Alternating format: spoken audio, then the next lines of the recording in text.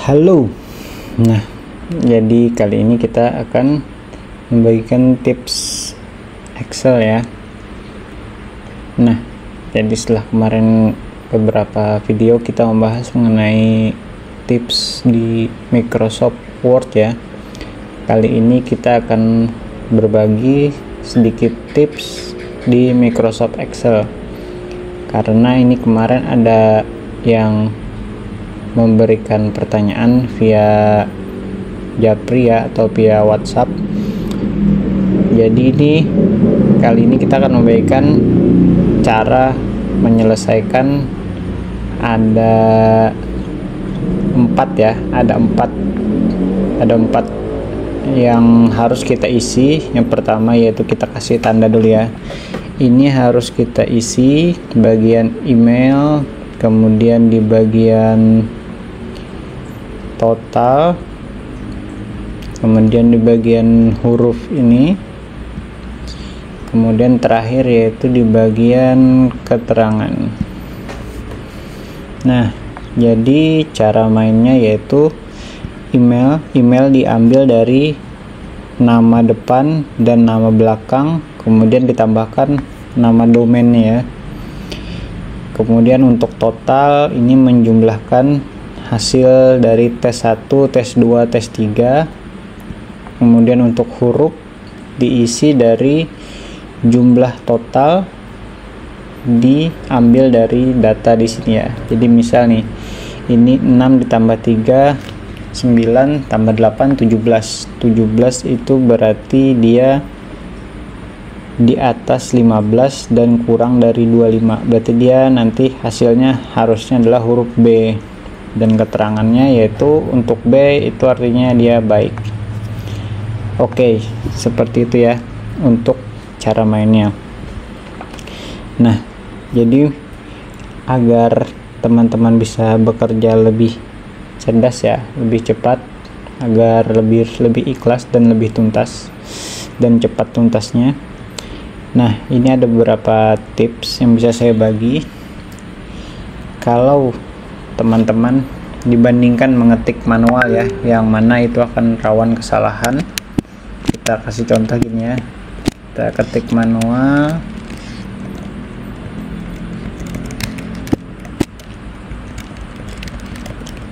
nah itu ya, itu nanti kita akan mengetik manual dan akan lebih lama ya.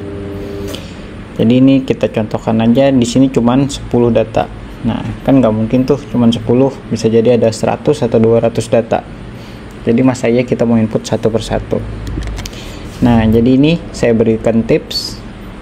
Jadi pertama kita harus mengisikan format yang ingin kita masukkan. Nah, jadi di sini kita coba masukkan seperti tadi ya, nama depan, kemudian nama belakang, kemudian kita tambahkan domainnya, kita enter. Nah, terserah teman-teman mau langsung menjadi dia hyperlink kayak gini, atau kalau nggak mau tinggal teman-teman tekan Ctrl Z. Nah, jadi yang nggak jadi hyperlink ya. Nah, kemudian setelah itu teman klik di sel di bagian bawahnya, kemudian pada keyboard tinggal teman-teman tekan Ctrl E gitu ya, Ctrl E. Nah, langsung otomatis terisi sesuai dengan format yang kita tuliskan di awal. Nama fungsi ini adalah flash fill. Nah, oke ya, untuk yang pertama selesai. Harusnya teman-teman bisa menjadi bekerja lebih cepat ya. Nah, kemudian untuk yang pertanyaan kedua, untuk total. Nah, jika teman-teman masih sangat baru di Microsoft Excel, teman-teman mungkin diajarkan menjumlah manual ya, sama dengan kita klik di sini, kemudian kita beri tambah, klik di sini, tambah, kemudian terakhir kita klik di sini. Nah, gitu ya. Itu mungkin kalau teman-teman masih mengerjakan dengan manual. Atau mungkin yang semi manual, teman-teman bisa menggunakan sama dengan sum ya. untuk menjumlahkan totalnya. Teman-teman blok, kemudian teman-teman tutup kurung, enter, sama ya. Nah, jadi daripada teman-teman masih manual seperti itu, saya akan memberikan satu tips yang akan mempercepat teman-teman bekerja ya, yaitu teman-teman tinggal blok data yang dihitung, kemudian kalau di Windows teman-teman pencet ALT dan tanda sama dengan.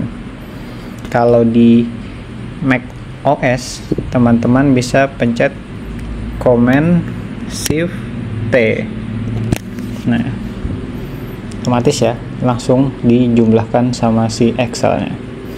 Langsung ada rumusnya juga di sini, sama dengan sum dari atas sampai ke bawah. Oke ya. Apakah cuma sampai seperti itu? Enggak. Jadi auto sum ini teman-teman bisa juga blok sampai ke bawah ya.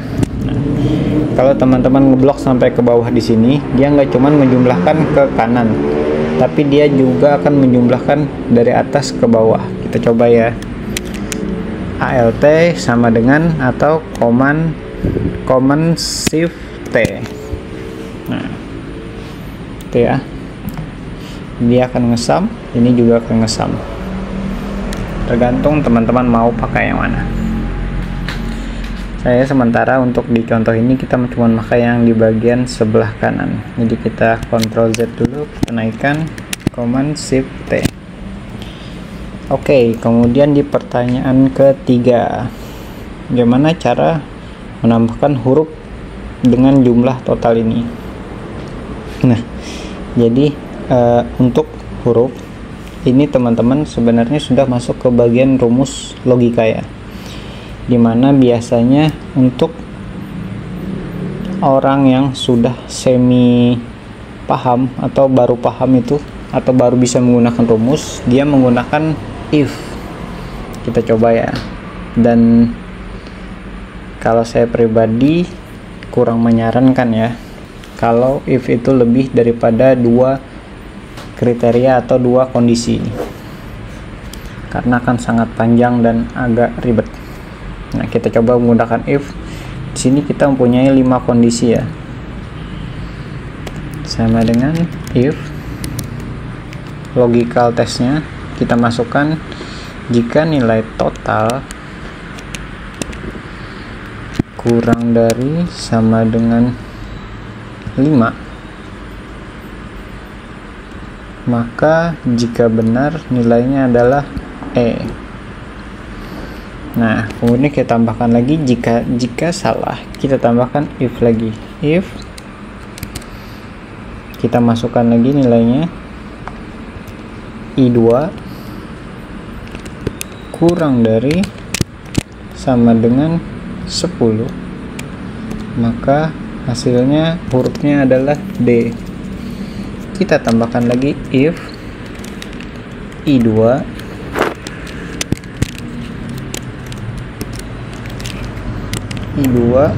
kurang dari sama dengan 15, hasilnya adalah C. Kemudian kita tambahkan if lagi, if I2 kurang dari sama dengan 15, hasilnya adalah B, dan jika tidak hasilnya adalah A. Oke, kita tutup 1 2 3 4. Oke ya, kita enter. Nah, jadi sini ya, di sini jawabannya adalah 17 itu hurufnya B. Nah, tapi teman-teman bisa lihat ya, kita tadi perlu menghafal ada berapa if yang harus kita masukkan. Kita cek ada 1 2 3 4 if ya. Oke, nah kemudian dibandingkan yang tadi ya, menggunakan if, kita harus menggunakan 4 kali if. Kita bisa menggunakan fungsi lookup, sama dengan lookup. Kita arahkan ke total tadi ya, I2, kemudian kita pilih di bagian nilai minimalnya. Nah, kemudian kita F4 satu kali agar dia tidak bergerak ketika kita tarik ke bawah. Kemudian untuk result vector kita pilih yang di bagian huruf ini tadi ya, huruf yang akan kita tampilkan. F4 juga satu kali. Nah, kemudian tinggal kita tutup kurung, kita tekan enter. Oke, nah bisa dilihat ya, lookup jumlah total ini, kemudian dia akan mengambil berdasarkan nilai minimal ini ya.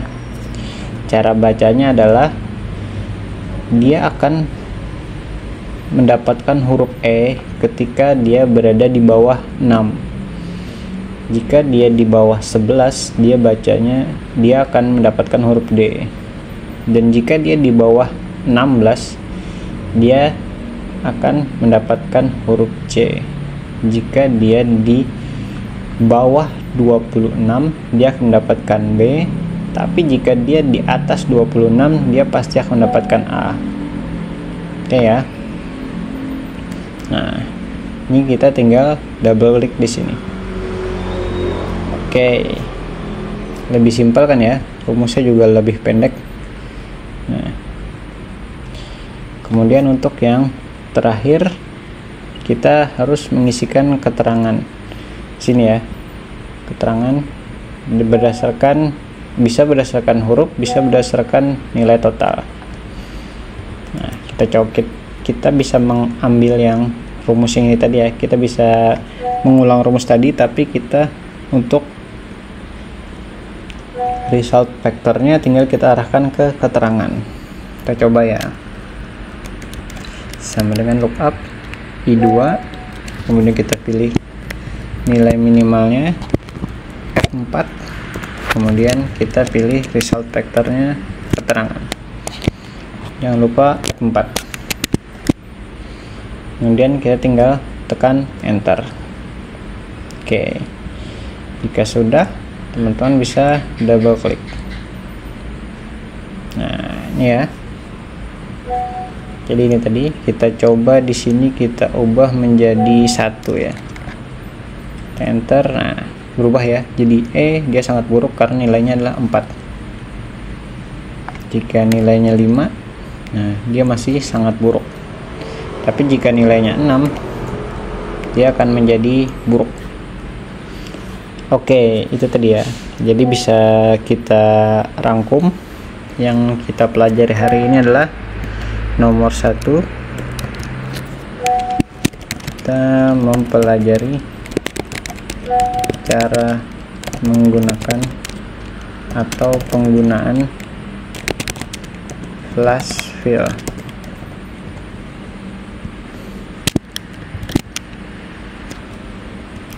Oke. Kemudian yang kedua, kita bisa menjumlah otomatis ya.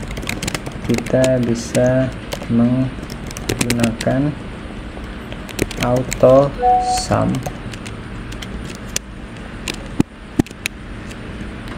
Dan yang ketiga, kita bisa menggunakan 3 dan 4.